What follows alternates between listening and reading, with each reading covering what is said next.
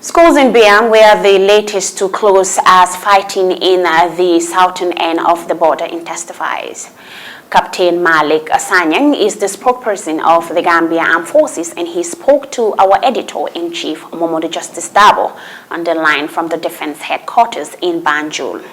We've been made to understand that there have been some problems in Buyam. Some schools have been closed due to the intensification of the fighting between and the MFDC and the Senegalese forces. We've been hearing reports of shells landing in Buyam. We just want to know about the accuracy or otherwise of these reports. From what we have been able to gather is the fact that fighting on the other side of the border has definitely intensified as of today.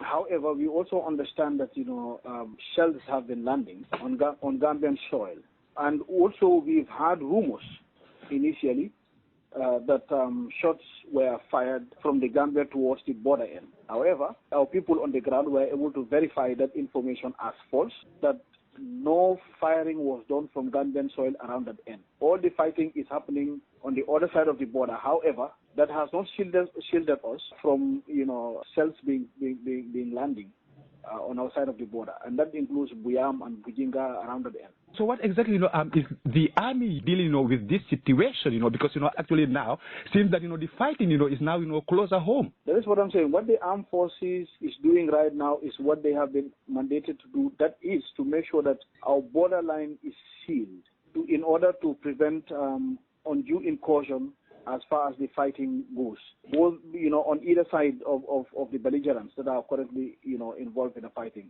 This is an internal Senegalese operation and is on their side of the border. However, spillover effects and some of these things are to be expected owing to the critical nature of our borderline. Yeah, but how do you think our army is prepared to respond to this development, bearing in mind that the army probably is not prepared to deal with this kind of situations, especially when it regards an internal matter. I think it will be misleading to think even for a second that the armed forces is not prepared to deal with other eventualities. This is why they have been deployed along that 4G belt. And apart from that deployment, in the 4 Infantry Battalion, an additional QRF was sent there sometime in January after the first infamous incident.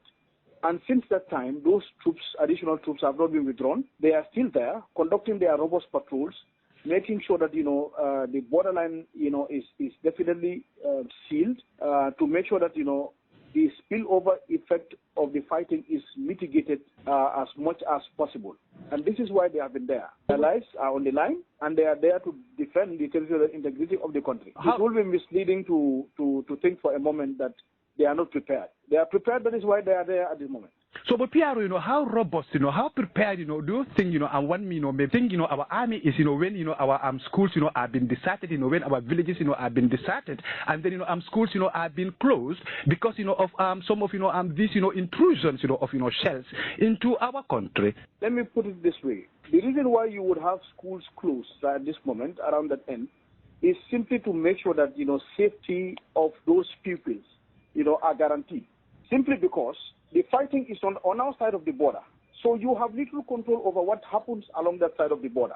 However, the use of projectiles, are very, very difficult to deter owing to the funny nature of our borderline. So in a circumstance like this, what is actually prudent is to make sure that normalcy returns. People are encouraged, to avoid, the borderline, where the fighting is close to at this moment. So if you have schools and other places that may be close to that hot zone, it will be prudent. Common sense will tell you to move away from those areas. Meaning the place is still volatile. That is, the area is still, volatile. There is that, element of volatility in the area. Exactly. The situation is such that it is very difficult to determine what would happen and what would not happen, and whether cells will land in this place or that place.